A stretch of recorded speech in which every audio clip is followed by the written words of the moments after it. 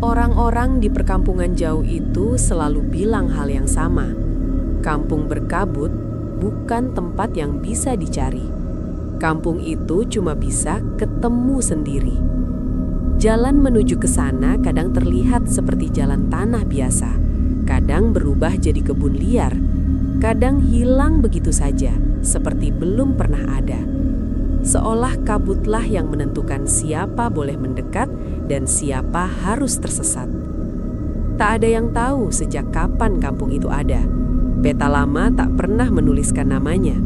Surat kabar tak pernah mencatat satupun peristiwa dari sana. Namun, cerita tentangnya hidup lebih panjang dari usia orang-orang yang menceritakan. Menurut para pedagang pasar di desa seberang, warga kampung berkabut tak pernah terlihat berbelanja. Mereka tak punya sawah di luar, tak punya kuburan keluarga di luar, bahkan tak pernah terlihat menghadiri satupun acara di wilayah lain. Seperti mereka hidup dalam lingkaran yang tak boleh dilewati. Seorang sopir tua pernah bersumpah bahwa ia melihat jalan menuju kampung itu pada suatu subuh. Aspal yang kemarin tak ada, tiba-tiba membentang lurus ditemani kabut setinggi dada. Tapi ketika ia kembali sore harinya, jalan itu sudah berubah jadi deretan pohon pisang yang rapat, seakan menertawakannya. Yang paling sering diceritakan adalah tentang wajah penduduknya. Mereka semua sudah lanjut usia, berjalan pelan dengan tatapan kosong tanpa ekspresi. Tidak ramah, tidak juga galak, bicara seperlunya saja, dengan suara datar seperti orang yang sudah lama lupa cara merasa. Di setiap rumah, kata orang, selalu ada satu kursi kosong di teras, bukan untuk tamu, bukan untuk keluarga. Kursi itu dibiarkan menghadap jalan yang tertutup kabut, seolah menunggu seseorang pulang dari perjalanan yang sangat jauh. Dan semakin lama legenda itu beredar, semakin banyak orang percaya pada satu hal. Kampung berkabut bukan tempat untuk didatangi, melainkan tempat untuk ditunggu. Legenda tentang kampung berkabut hidup dari mulut ke mulut, diwariskan seperti rahasia yang tak pernah utuh. Setiap orang punya versinya sendiri, tapi anehnya, semua versi itu berakhir pada rasa takut yang sama. Seorang penjual kopi di desa paling dekat pernah bercerita bahwa dulu ada lelaki tua dari kampung berkabut yang datang ke warungnya. Hanya sekali seumur hidupnya ia melihat orang dari sana. Lelaki itu duduk lama tanpa menyentuh kopi yang dipesan, menatap uap panasnya seolah sedang mengingat sesuatu yang sangat jauh. Ketika ditanya dari mana asalnya, ia hanya menjawab pelan, dari tempat yang tidak suka disebut nama. Setelah hari itu, tak pernah lagi ada orang serupa datang ke warung tersebut. Cerita lain datang dari seorang pengembala kambing. Ia mengaku pernah terlalu dekat dengan batas kabut saat mencari rumput. Dari kejauhan ia melihat kampung itu, rumah-rumah kayu yang berdiri miring, jemuran kain pucat yang tak bergerak meski angin bertiup. Ia juga melihat beberapa orang tua duduk di depan rumah, diam seperti patung. Begitu ia melambaikan tangan, mereka semua menoleh bersamaan, dengan gerakan yang terlalu kompak untuk disebut kebetulan. Pengembala itu pulang berlari dan tak pernah berani mendekat lagi. Yang paling sering diulang adalah kisah supir angkutan malam. Katanya, suatu ketika ada penumpang meminta diantar sampai ujung jalan berkabut. Sepanjang perjalanan, orang itu tak bicara, hanya menatap kaca dengan wajah tanpa ekspresi. Sesampainya di batas kabut, penumpang itu turun tanpa membayar. Berjalan masuk perlahan lalu hilang seperti ditelan udara. Di kursi bekas duduknya, tertinggal bau tanah basah yang tak hilang berhari-hari. Dari semua cerita itu, satu hal selalu sama. Tak ada yang pernah melihat anak kecil di kampung berkabut. Tak ada suara tawa, tak ada tangis bayi. Hanya orang-orang tua dengan wajah datar, seolah waktu di sana berhenti menua, tapi juga berhenti hidup. Dan setiap kali legenda itu diceritakan kembali, orang-orang desa selalu menutupnya dengan kalimat yang sama. Kalimat yang entah siapa pencetus pertamanya. Kalau suatu hari kau melihat jalan menuju kampung itu, jangan pernah merasa sedang beruntung.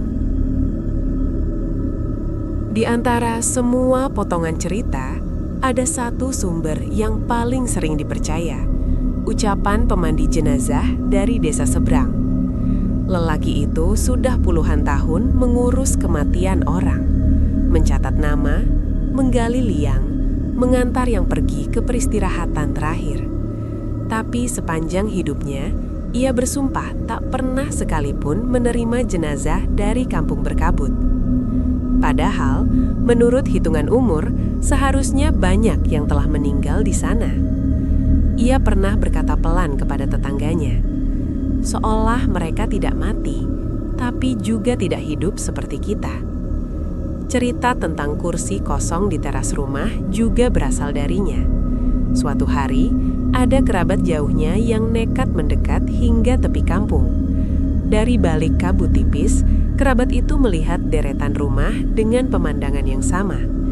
Pintu setengah terbuka, lampu temaram, dan sebuah kursi kayu menghadap jalan. Bukan satu dua rumah, tapi hampir semuanya. Ketika kerabat itu bertanya kepada seorang nenek berwajah datar untuk siapa kursi tersebut, nenek itu menjawab singkat tanpa menatap. Untuk yang akan ingat jalan pulang. Jawaban itu dibawa keluar dari kabut seperti luka yang tak pernah sembuh. Ada pula cerita dari anak seorang mantri kesehatan. Ayahnya dulu pernah ditugaskan mencatat jumlah penduduk di wilayah terpencil. Saat sampai di pinggir kabut, ia merasa sedang diawasi dari segala arah. Ia melihat beberapa orang tua berdiri berjajar di kejauhan, memperhatikannya tanpa berkedip. Tidak ada yang marah, tidak ada yang mengusir, hanya tatapan kosam yang membuat nafasnya terasa berat. Mantri itu pulang sebelum matahari tenggelam. Buku catatannya kosong pada bagian nama kampung itu. Sejak saat itu, orang-orang makin yakin bahwa kampung berkabut bukan sekadar wilayah terpencil. Ada aturan tak terlihat yang menjaga batasnya. Mereka tidak keluar, dan dunia luar seolah tak diizinkan masuk. Bahkan burung pun, kata para pemburu, hanya terbang berputar di atasnya tanpa pernah hinggap. Seperti ada atap tak kasat merta yang memisahkan langit kampung itu dari langit yang lain. Dan di setiap cerita yang beredar, selalu muncul pertanyaan yang sama. Pertanyaan yang tak pernah punya jawaban. Kalau mereka tidak pernah keluar, kalau tak pernah ada yang dikuburkan, sebenarnya penduduk kampung itu sedang melakukan apa dengan hidup mereka? Di antara sekian banyak cerita, ada satu yang paling jarang diucapkan keras-keras. Kisah tentang seorang pemuda dari desa jauh yang terlalu penasaran. Ia tumbuh mendengar legenda kampung berkabut sejak kecil. Dan semakin dewasa, rasa ingin tahunya justru makin menjadi. Orang-orang bilang, pemuda itu hanya ingin membuktikan bahwa semua cerita hanyalah omong kosong orang tua. Ia berangkat menjelang sore, membawa senter dan bekal seadanya. Dari kejauhan, ia benar-benar melihat jalan yang selama ini cuma ada dalam dongeng. Jalan tanah sempit yang mengarah lurus ke dalam kabut, seperti mulut lorong yang bernafas pelan. Beberapa warga sempat melarangnya, tapi pemuda itu hanya tertawa. Malamnya, ia tidak pulang. 2 hari kemudian, ia muncul lagi di ujung desa. Tidak terluka, tidak kotor, bahkan pakaiannya tetap rapi seperti baru dicuci. Tapi, ibunya langsung tahu ada yang salah. Cara ia berjalan lebih pelan, matanya jarang berkedip, dan ketika dipanggil namanya, ia butuh waktu terlalu lama untuk menoleh. Tetangga-tetangga berdatangan ingin mendengar ceritanya. Pemuda itu hanya menjawab sedikit-sedikit. Katanya kampung itu memang ada, rumahnya banyak, orang-orangnya ramah dengan cara yang aneh. Mereka tersenyum tanpa menggerakkan bibir. Saat ditanya apa yang ia lakukan di sana, ia cuma berkata, "Duduk." Hanya itu, duduk. Beberapa hari setelahnya, perubahan makin terlihat. Pemuda yang dulu banyak bicara itu jadi pendiam. Ia sering duduk di teras rumahnya sendiri, menghadap jalan, persis seperti kebiasaan warga kampung berkabut yang sering diceritakan orang. Bahkan ayahnya sempat bercanda pahit, "Kursimu kurang satu lagi, seperti di sana." Tidak ada yang tahu apa yang sebenarnya ia lihat di balik kabut. Setiap kali ditanya lebih jauh, wajahnya langsung datar, seolah pertanyaan itu jatuh ke dinding kosong. Sebulan kemudian, pemuda itu menghilang lagi. Bukan pergi ke kota, bukan merantau. Jejak kakinya berhenti tepat di batas kabut. Sejak hari itu, cerita tentangnya berubah jadi peringatan. Siapapun yang terlalu lama memandang kampung berkabut, pelan-pelan akan belajar cara menjadi bagian darinya. Seorang supir truk tua pernah jadi saksi yang paling sering disebut namanya, meski ia sendiri selalu menolak dipanggil saksi. Katanya, apa yang ia lihat malam itu bukan kejadian, melainkan kesalahan. Kesalahan karena terlalu lama berada di dekat kabut. Ia sedang mengantar muatan melewati jalan pinggir hutan ketika mesin truknya mendadak mati, padahal tangki penuh dan baru diservis kemarin. Saat itulah kabut turun lebih cepat dari biasanya, tebal seperti asap dingin yang merayap dari tanah. Di kejauhan, ia melihat sesuatu bergerak. Awalnya ia mengira hanya bayangan pohon, tapi bayangan itu makin banyak dan makin jelas membentuk barisan orang.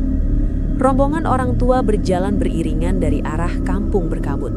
Jumlahnya belasan, mungkin lebih. Tidak ada yang berbicara, tidak ada suara langkah. Yang membuat supir itu merinding bukan jumlah mereka, tapi cara mereka berjalan.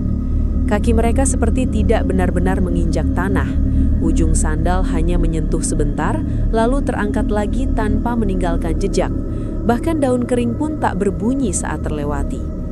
Supir itu bersembunyi di balik pintu truk, menahan nafas. Salah satu dari rombongan menoleh pelan ke arahnya.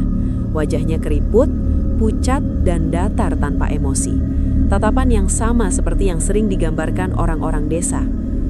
Orang tua itu tidak memanggil, tidak juga mengusir, hanya memandang, lama sekali, seolah sedang memastikan sesuatu. Beberapa menit kemudian, rombongan itu kembali masuk ke dalam kabut dan menghilang seperti ditelan dinding putih. Mesin truk menyala sendiri tepat setelah mereka tak terlihat lagi. Sejak malam itu, supir tersebut selalu menolak melewati jalur dekat kampung berkabut.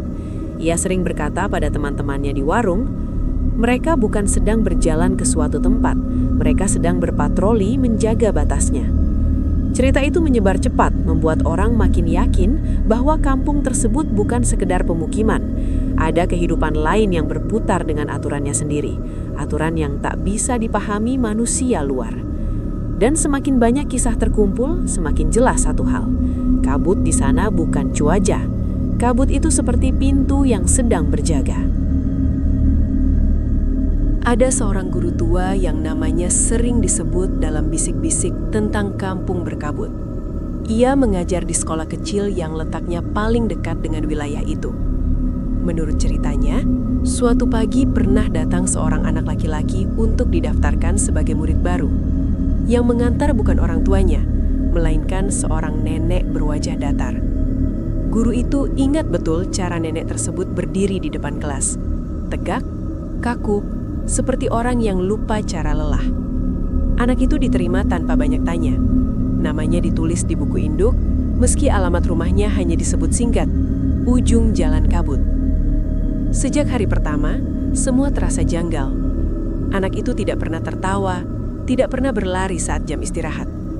Ia duduk sangat rapi dengan punggung lurus, menatap papan tulis tanpa berkedip lebih lama dari anak-anak biasa. Teman-temannya mulai takut duduk di dekatnya, karena matanya terasa seperti mengawasi terlalu dalam. Guru itu juga menyadari satu hal aneh. Anak tersebut tidak pernah membawa bekal, tapi juga tidak pernah terlihat lapar. Suatu siang, saat pelajaran menggambar, guru meminta semua murid menggambar rumah masing-masing. Anak itu menggambar deretan rumah yang sama persis, berjajar menghadap jalan sempit, dan di depan setiap rumah ada satu kursi kosong. Di atas gambar itu hanya ada warna putih tebal, menutupi langit. Ketika guru bertanya kenapa tidak menggambar matahari, anak itu menjawab pelan, "Di tempat saya, langit tidak punya wajah. Jawaban itu membuat kelas mendadak sunyi. Beberapa minggu kemudian, nenek yang sama datang lagi ke sekolah. Tanpa banyak bicara, ia meminta anak itu berhenti belajar. Tidak ada alasan, tidak ada tanda tangan, hanya kalimat pendek.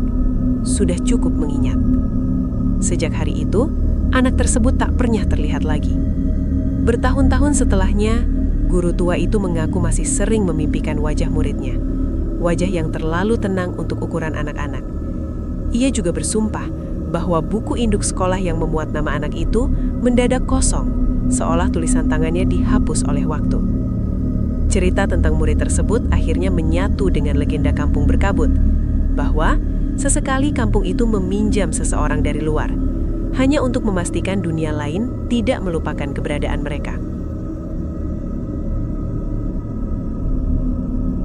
Orang-orang desa yakin kampung berkabut punya cara sendiri untuk bernafas. Tanda paling jelasnya adalah suara lonceng yang kadang terdengar menjelang subuh. Tipis sekali, seperti datang dari tempat yang sangat jauh sekaligus sangat dekat. Masalahnya, tak ada satupun menara lonceng di wilayah itu. Seorang penjaga malam pernah bercerita bahwa ia mendengar bunyi tersebut saat berjaga di gardu. Awalnya ia mengira hanya suara besi truk yang beradu, tapi iramanya terlalu teratur, pelan, berat, dan seolah menghitung sesuatu. Tak lama setelah lonceng itu berbunyi, kabut turun lebih tebal dari biasanya. Dari balik putihnya, ia melihat siluet orang-orang tua berdiri berjajar menghadap arah desa, diam, seperti sedang mendengarkan panggilan. Penjajah malam itu pulang sebelum fajar, dan keesokan harinya ia memilih berhenti bekerja. Ada juga cerita dari seorang ibu yang sedang menjemur pakaian. Ia mendengar lonceng yang sama, lalu melihat seekor anjing kampung tiba-tiba melolong tanpa sebab. Anjing itu berlari mendekati batas kabut, menggonggong larah, lalu mendadak terdiam dan berjalan mundur seperti takut pada sesuatu yang tak terlihat. Sejak itu orang-orang percaya lonceng tersebut bukan penanda waktu, melainkan penanda giliran. Konon, setiap kali lonceng berbunyi, satu kursi di teras rumah kampung berkabut tak lagi kosong. Seseorang telah pulang, meski tak ada yang tahu pulang dari mana dan sebagai apa. Yang lebih menyeramkan, ada bisik-bisik lain yang jarang diulang. Bahwa suara lonceng itu kadang terdengar sedikit lebih dekat dari sebelumnya. Seolah kabut perlahan memperluas wilayahnya, menggeser batas antara kampung itu dan dunia luar sedikit demi sedikit. Maka setiap kali subuh tiba, orang-orang desa memilih mengunci pintu lebih rapat. Mereka tak ingin tahu nama siapa yang dipanggil lonceng hari itu. Mereka hanya berharap bukan nama yang mereka kenal. Namun, di balik semua ketakutan tersebut, satu pertanyaan tetap menggantung tanpa berani dijawab siapapun. Kalau lonceng itu memanggil, siapa sebenarnya yang sedang mendengarkan? Sampai hari ini, tak ada yang benar-benar tahu apa itu kampung berkabut. Semua cerita hanya serpihan, potongan dari mulut pedagang, sopir tua, guru, penjaga malam. Orang-orang yang merasa melihat, merasa mendengar, tapi tak pernah berani memastikan. Namun dari semua versi yang beredar, ada satu kesimpulan yang pelan-pelan diterima tanpa disepakati. Bahwa kampung itu bukan tempat untuk hidup, juga bukan tempat untuk mati. Ia lebih mirip ruang tunggu yang terlalu lama dilupakan. Orang-orang tua dengan wajah datar itu mungkin sedang menanti sesuatu yang bahkan mereka sendiri sudah tak ingat namanya. Kursi-kursi kosong di teras mungkin bukan untuk tamu, melainkan untuk mereka yang suatu hari akan menyadari bahwa jalan pulang yang sebenarnya bukan menuju rumahnya lagi. Penduduk desa jauh sering berkata, kabut di sana seperti punya ingatan. Ia tahu siapa yang terlalu penasaran, siapa yang terlalu lama memandang, siapa yang diam-diam merasa ingin mendekat. Dan begitu seseorang mulai memikirkan kampung itu terlalu sering, pelan-pelan wajahnya akan ikut berubah. Lebih tenang, lebih dingin, lebih mirip penghuni yang tak pernah keluar. Legenda itu diturunkan bukan untuk mengajak orang datang, tapi untuk mengingatkan agar tak mencari. Karena, kata para orang tua, kampung berkabut tak pernah menolak tamu. Ia hanya membuat tamunya lupa cara pulang. Dan mungkin itulah alasan sebenarnya mengapa tak ada anak kecil di sana. Tak ada tawa, tak ada tangis. Hanya orang-orang lanjut usia dengan ekspresi datar, duduk menunggu di depan rumah masing-masing, menghadap jalan yang selalu memutih, menanti lonceng tanpa menara berbunyi sekali lagi, memanggil nama yang bahkan tak lagi mereka kenali. Maka setiap kali ada yang bertanya, apakah kampung itu nyata? Orang desa hanya menjawab pelan, nyata atau tidak, bukan pertanyaannya. Pertanyaannya, kau ingin melihatnya atau tidak? Dan setelah itu, tak ada lagi yang berani melanjutkan obrolan.